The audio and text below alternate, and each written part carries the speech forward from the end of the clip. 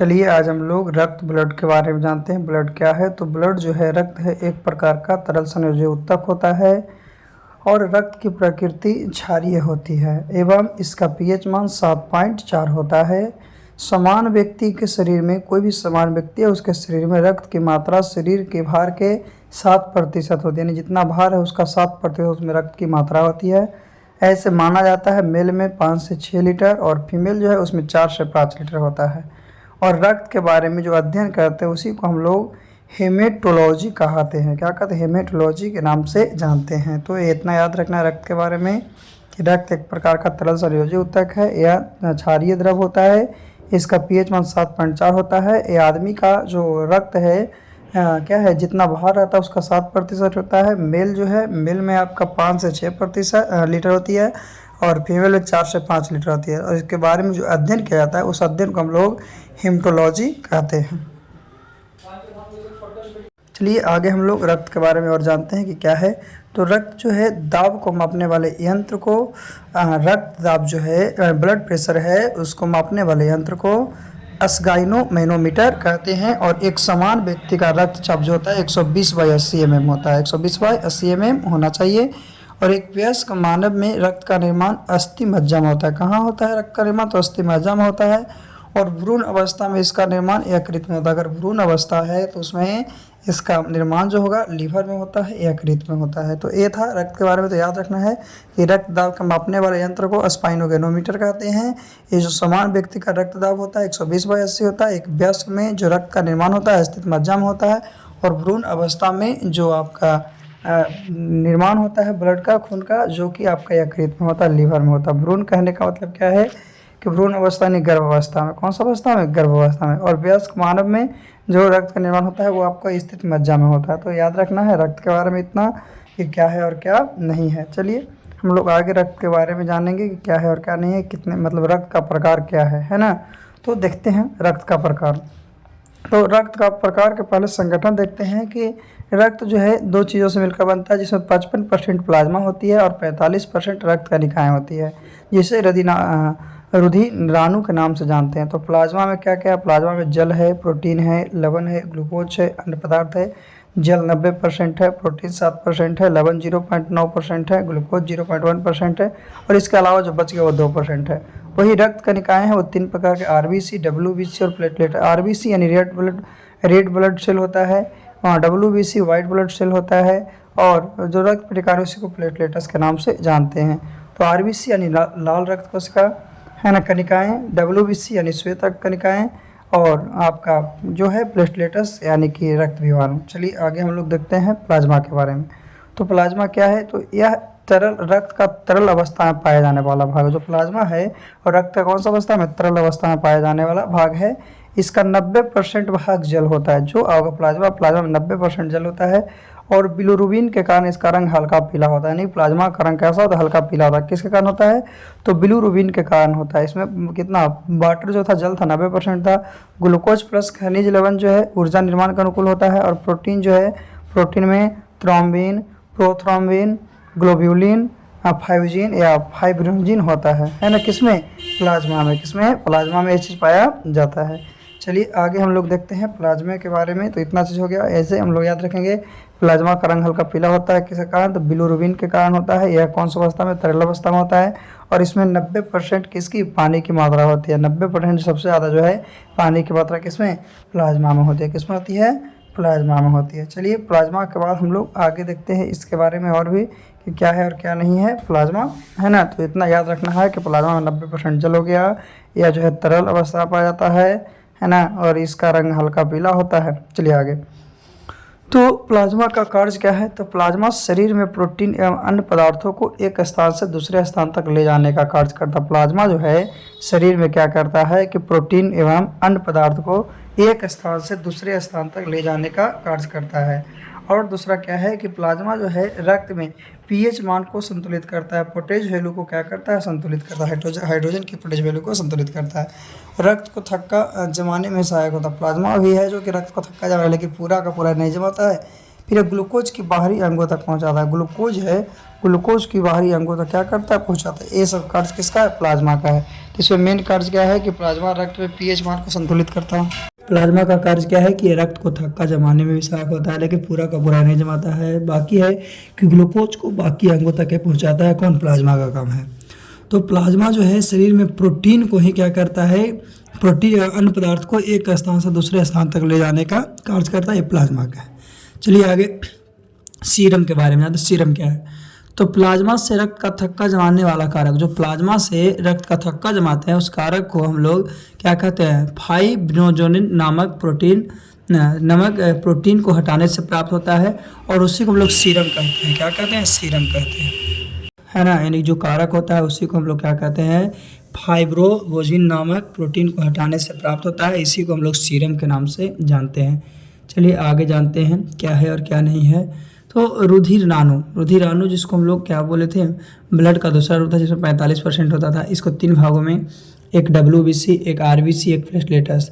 तो लाल रक्तकण हो गया, श्वेत रक्तकण हो गया और रक्त विमानु हो गया। लाल रक्तकण के बारे में जानते हैं कि लाल रक्तकण जो है उसका वैज्ञानिक नाम इरोसोसाइट्स है, और इसका निर्माण वयस्क के स्थित मज्जा, पहले बताया कि वयस्क की स्थित मज्जा में होता है, और भ्रूण अवस्था में कहाँ होता है, तो लीवर में होता है, यकृत में होता है। इसका जीवन काल 90 से 120 दिन माना जाता है, यानी 120 दिन मिनिमम माना जाता है ना, लास्ट तक। और इसकी मृत्यु पलीहा, ये जो मृत्यु है इसको, मृत्यु को हम लोग क्या कहते हैं, पलीहा, यानी कि 120 दिन के बाद खत्म हो जाता है। खत्म होने के बाद इसका नाम क्या होता है, पलीहा होता है। तो याद रखना है कि लाल रक्तकण का जो जीवन काल है 120, और ये होता किस कारण है, तो ये हीमोग्लोबिन के कारण लाल होता है। किस कारण होता है, हीमोग्लोबिन के कारण ये रंग क्या होता है आपका, लाल होता है ना। तो और भी जानते हैं RBC के बारे में। तो खराब हुई RBC जो होता है उसी को वो पलीहा में जाकर क्या होती है, नष्ट हो जाती है। इसीलिए RBC की कब्र कहते हैं। क्या कहते हैं, RBC की कब्र किसको कहेंगे, तो RBC की कब्र जो है पलीहा को कहेंगे। इसे ब्लड बैंक ऑफ RBC भी कहते हैं। क्या कहते हैं, इसे ब्लड बैंक ऑफ RBC भी कहते हैं। और RBC में केंद्रक नहीं पाया जाता है, RBC में केंद्रक नहीं पाया जाता है। अपवाद में एक ऊँट हो गए, एक लामा प्रजाति हो गए, ये दोनों जीवों में RBC में केंद्रक पाए जाते हैं।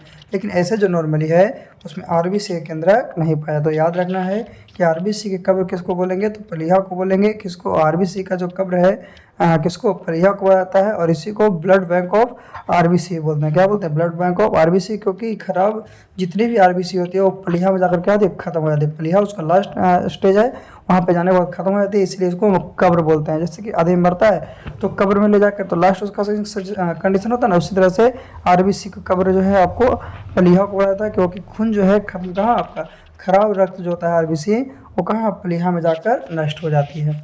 तो ये था RBC के बारे में। तो याद रखना है ये रंग लाल कैसा होता है, हीमोग्लोबिन के कारण होता है लाल, है ना। आगे हम लोग इसी के बारे में थोड़ा सा और जानते हैं कि एक स्वस्थ मनुष्य में, एक स्वस्थ पुरुष में RBC 45 से 55 लाख प्रति घन मिलीमीटर में होती है। कितना है, 45 से क्या है, 55 लाख प्रति घन मीटर में। किस में, पुरुष में। महिला में कितना, तो 40 से 45, कितना, 40 से 45 प्रति घन मिलीमीटर होती है।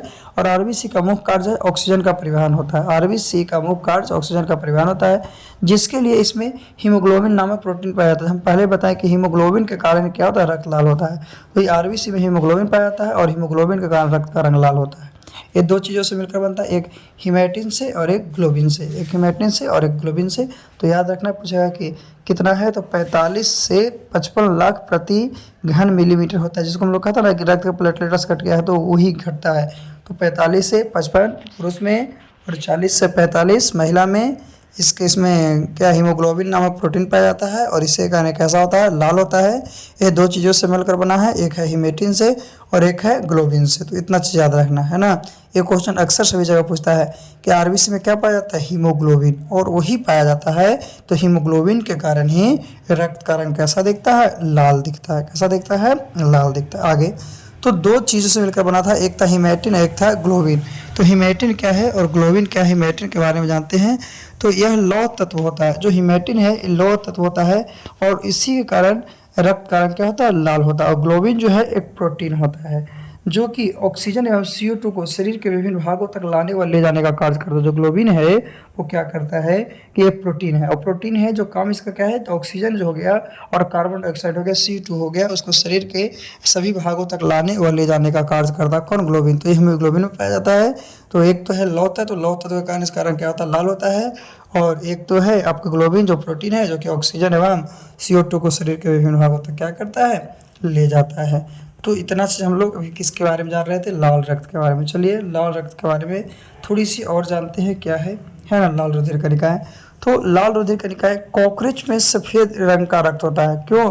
क्योंकि इसमें हेमोलिफ पाया जाता है। क्या पाया जाता है? हेमोलिफ। और हेमोलिफ के कारण ही इसका रंग क्या होगा। फिर है ऑक्टोटॉप्स, उसमें नीले रक्त होता है। तो नीले रक्त होता है किसके कारण, तो हेमोसाइनिन के कारण। किसके कारण? हेमोसाइनिन के कारण। तो याद रखना है कि कॉकरोच में लाल खून नहीं होता है, कॉकरोच जो है उसमें सफेद ब्लड होता है, और ऑक्टोटॉप्स है उसमें नीले रंग का रक्त होता है ना।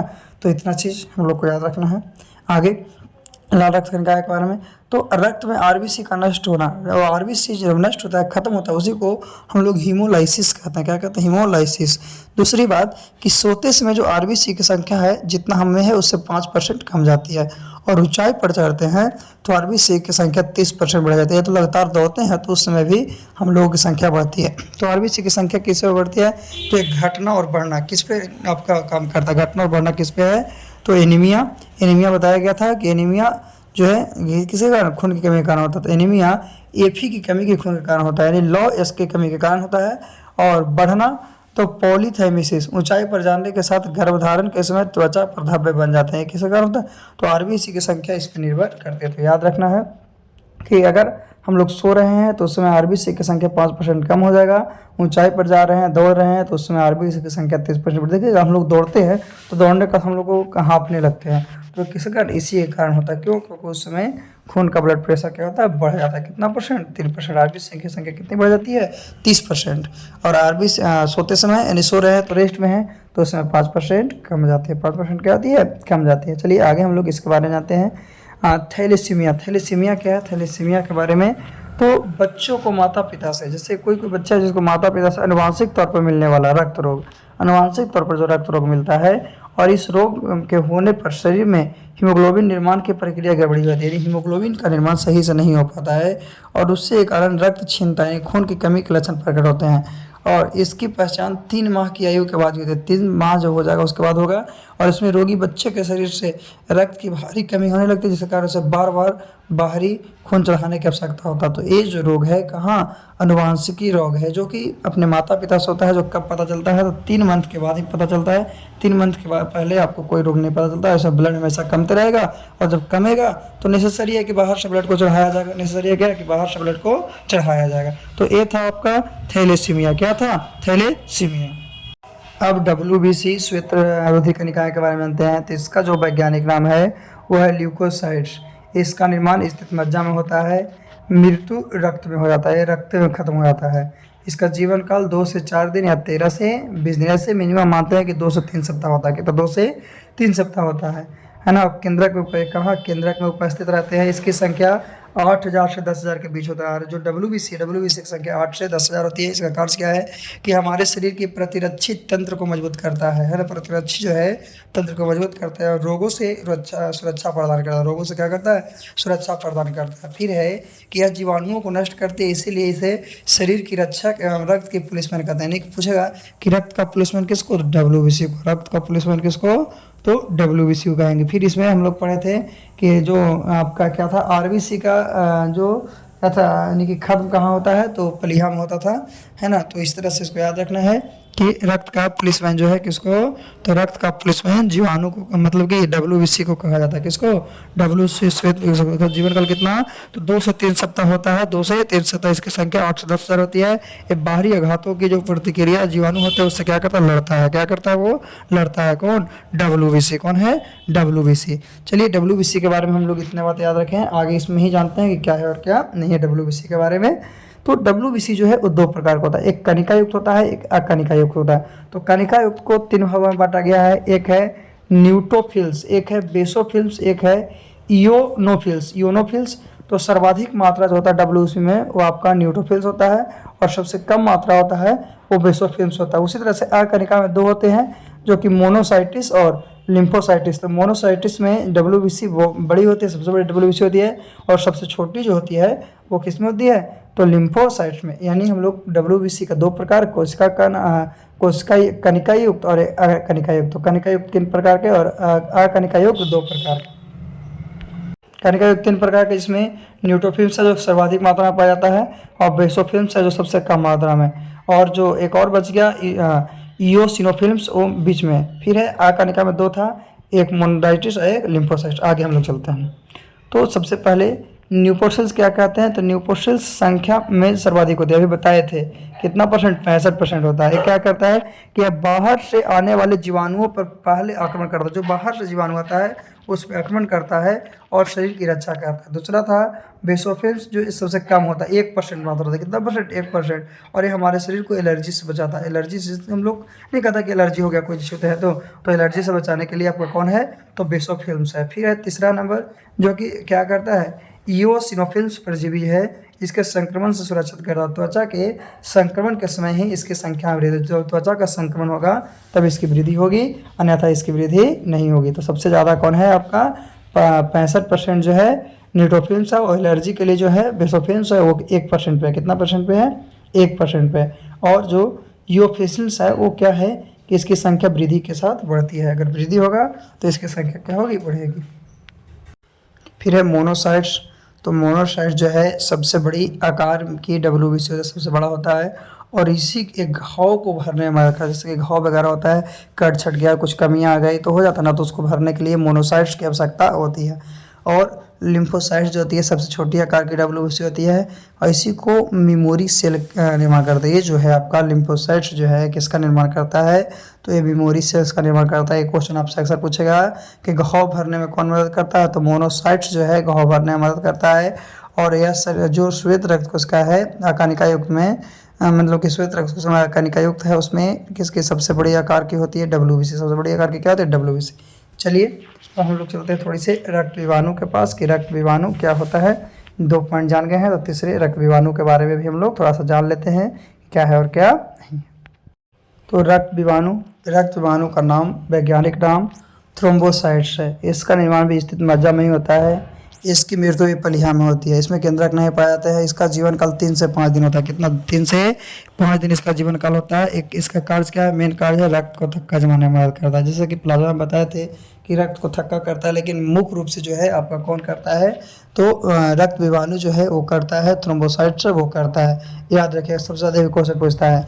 फिर प्लेटलेट्स केवल स्तनधारियों में पाया जाता है। जो स्तनधारी है उसमें केवल प्लेटलेट्स पाया जाता है। समान व्यक्ति के प्लेटलेट्स 1 लाख से लेकर 4 लाख प्रति माइक्रोलीटर। डेंगू बुखार में प्लेटलेट्स की संख्या तेजी से कम होती है। जब डेंगू होता है उसमें प्लेटलेट्स जो है क्या होता है, कम जाता है। उसमें क्या होता है, प्लेटलेट्स कम जाता है। कौन सी बीमारी में, तो डेंगू बुखार में, है ना।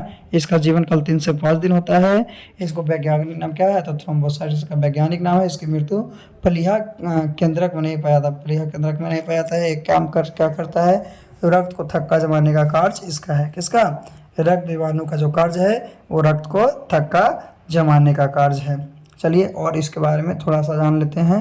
तो रक्त विभाणु से संबंधित बीमारियां क्या क्या है, हीमोफीलिया अनुवांशिक रोग है। हीमोफीलिया कैसी रोग है, अनुवांशिक रोग है, जिसमें शरीर के बाहर बहता हुआ रक्त जमता नहीं है। क्या है, अगर गार्जियन का हो गया है, जैसे कि किसी का माता पिता का है, तो उसको बाल बच्चा का भी होता है ना। इसके कारण चोट या दुर्घटना से यह जानलेवा साबित हो सकती है। जैसे कहीं पे दुर्घटना हो गया, फट गया, ब्लड निकल रहा है, तो बंद तो होगा नहीं, तो क्या है, दुर्घटना में जानलेवा साबित हो सकता है, क्योंकि रक्त का बहना जल्द ही बंद नहीं होता। क्यों, रक्त जब बहना ही ना बंद होगा तो पूरा शरीर सशक्त हो जाएगा, और ज़्यादा तो रक्त होता नहीं है ना।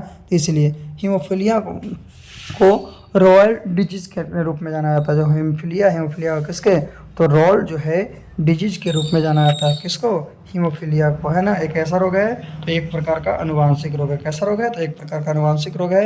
इसमें क्या होता है, ब्लड रुकता नहीं है, और अगर कहीं पर एक्सीडेंट होता है तो क्या उस कंडीशन में ब्लड बहते ही रहता है और आकस्मिक मृत्यु हो सकती है, यानी कि स्पॉट पर मृत्यु हो सकती है। चलिए दूसरे के बारे में जानते हैं। हीमोफीलिया के बाद महत्वपूर्ण तथ्य में क्या है कि रक्त का वह घटक रक्त वाहिकाओं के थक्के को बनाने से रोकता है, उसको क्या कहते हैं, हेपरिन कहते हैं। संख्या क्या है, तो सबसे ज़्यादा आरबीसी के, उसके बाद प्लेटलेट्स के, उसके बाद डब्ल्यूबीसी के। आकार क्या है, तो सबसे आकार में सबसे बड़ा WBC है, प्लेटलेटस उससे और RBC छोटा है। तो RBC जो है वो 600, WBC है वो कितना 1 और प्लेटलेटस है वो 40। तो इसका परसेंटेज मात्रा होता है, इसका क्या होता है परसेंटेज मात्रा होता है। चलिए ये था हम लोग का आज का टॉपिक रक्त के बारे में। तो रक्त के बारे में हम लोग जान चुके हैं, इसको अच्छे से पढ़िएगा ताकि हम लोगों को कोई प्रकार का प्रॉब्लम नहीं हो। और अगर अभी तक आपने चैनल को सब्सक्राइब नहीं किया है तो इस चैनल को सब्सक्राइब कर दीजिएगा ताकि इस तरह की महत्वपूर्ण वीडियो आपका मिलते रहे। और नोटिफिकेशन के साथ साथ बेल आइकन को भी दबा दीजिएगा ताकि आपका कुछ भी हो तो पता चले कि क्या है और क्या नहीं है। तो ये था आपका आज का टॉपिक, ब्लड का टॉपिक। क्या है ब्लड का टॉपिक। तो ब्लड का टॉपिक आप लोग का समाप्त हो गया है। चलिए फिर से हम लोग अगले वीडियो में मिलते हैं, क्या है और क्या नहीं है।